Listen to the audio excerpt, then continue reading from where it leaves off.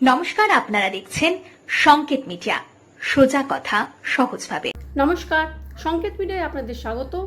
আমরা এই মুহূর্তে আছি ঠিক দক্ষিণ চব্বিশ পরগনা জেলার ফলতায়, যেখানে এবারে ফলতা বিধানসভার 2026-এ তৃণমূল কংগ্রেসের প্রার্থী জাহাঙ্গীর খান। যদিও ফলতা বিধানসভা কিন্তু তৃণমূল কংগ্রেসেরই দখলে ছিল। সরাসরি ওনার কাছ থেকে একটু জেনে নেব যে এই ফলতা নিয়ে উনি কিভাবে আগামী সময়ে বিধানসভা নির্বাচনের কিভাবে উনি কাজ করবেন। প্রথমেই আপনাকে কংগ্রাচুলেশনস, অনেক অনেক শুভেচ্ছা রইল আমাদের তরফ থেকে। এই যে ফলতা বিধানসভায় আপনি এবার প্রথম প্রার্থী হিসেবে আপনি নির্বাচিত হয়েছেন, কিভাবে কাজ করবেন? সর্বপ্রথমেই আমাদের জনগণ মন অধিনায়িকা,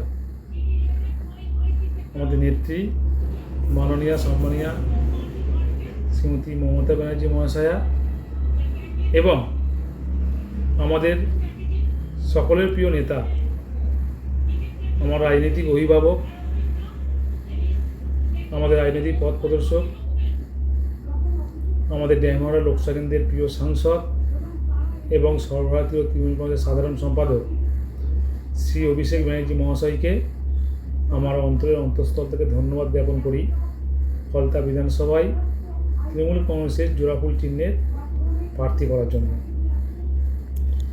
আপনার এই যে ফলতা বিধানসভা 15টি অঞ্চল নিয়ে, তো এই 15টি অঞ্চলে কিভাবে আপনি আপনার কার্যক্রমটা সাজিয়েছেন?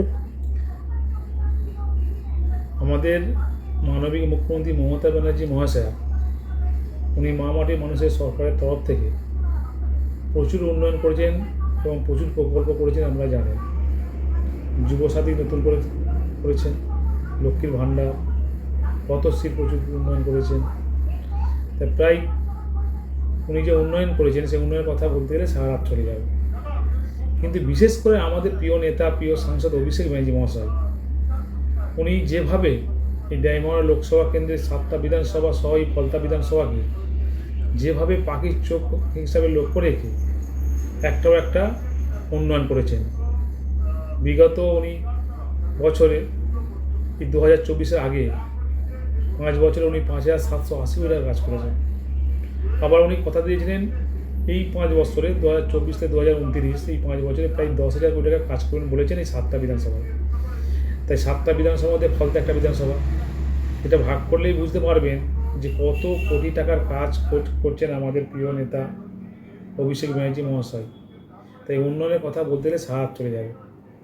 আর বিশেষ করে আমরা ইলেকশনের সময় যে কী কর্মসূচি করব সেটা আমরা ভাবি না।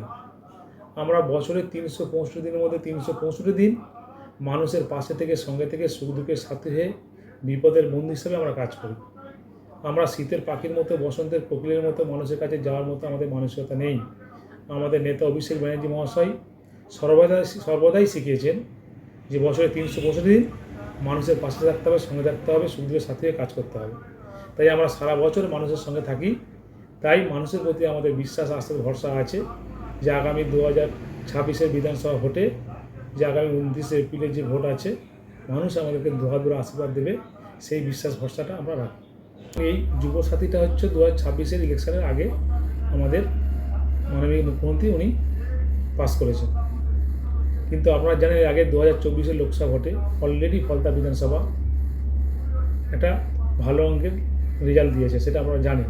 প্রায় 1,73,000 ভোটে লিড দিয়েছে, যেটা ওয়েস্ট বেঙ্গলের প্রথম স্থান অধিকার করেছে। তখন যুবসাথী ছিল না, তাই যুবসাথী ছিল না, তার মধ্যেই আমাদের রেজাল্টটা আপনারা জানতে পারছেন। এখন আবার যুবসাথী প্রায় 21 থেকে 40 বছরের মধ্যে যারা মাধ্যমিক পাস করেছে তাদের জন্য আবার 900 টাকা করে উনি ভাতার ব্যবস্থা করেছেন। এবং একই সঙ্গে দুটি প্রকল্প, এবারে আরেকটি হচ্ছে ভূমিহীন কৃষকদের, যে ভূমিহীন কৃষকদেরও করেছেন। তাহলে আপনারা বুঝতে পারছেন তখন যুবসাথী ছিল না এই রেজাল্ট। এখন যুবসাথী ও ভূমিহীন কৃষকদের জন্য যে অনুদান দিচ্ছেন। তাই আমার বিশ্বাস ফলতার মানুষ আমাদেরকে দুহাত ভরে আশীর্বাদ দেবেন, কারণ আমরা ফলতার প্রত্যেকটা মানুষকে নিজের পরিবার মনে করি, আত্মীয় মনে করি, স্বজন মনে করি। আর প্রত্যেকের সুখ দুঃখের পাশে থাকাটা হচ্ছে আমাদের একান্ত কাম্য আমরা মনে করি। তাই সারা বছর আমরা মানুষের কাছে ছিলাম, আছি, আগামী দিন থাকবো। সেই বিশ্বাস নিয়ে আমরা রাখতে পারি যে ফলতার মানুষ আমাদেরকে নিশ্চয়ই দুহাত ভরে আশীর্বাদ দেবেন। মা মাটি সরকারের প্রার্থী জোড়াফুল চিহ্নে নিশ্চয়ই জোড়াফুল চিহ্নে দুহাত ভরে আশীর্বাদ করবেন, এই বিশ্বাসটা আমি রাখি। কি মনে হয় গতবার তুলনায় এবারেও কি আপনার লিড একই রকম থাকবে নাকি আরও বাড়বে 2021-এ? চেষ্টা করব যে গতবারে আপনি নিজে এবারে প্রার্থী। তার তুলনায় আরও যাতে এক ভোট হলেও যদি বাড়ে সেই চেষ্টা করব। তবুও আপনারা জানেন এসআইআর করে অনেক নাম বাদ দিয়েছে ভোটারের, হুম। তো তার সত্ত্বেও আমরা চেষ্টা করব মানুষের কাছে দুহাত আশীর্বাদ নিয়ে, মানুষের অন্তরে জায়গা তৈরি করে, মনের মধ্যে জায়গা তৈরি করে, তাদের প্রতি বিশ্বাস ভরসা রেখে তারা যাতে 2026-এ আরও বেশি করে যাতে জয় দিতে পারে সেই বিশ্বাস আমরা বিগত দিনে রেখেছিলাম, আগামী দিনে অবশ্যই রাখবো। অসংখ্য ধন্যবাদ দাদা আপনাকে। Subscribe our channel. Press the bell icon.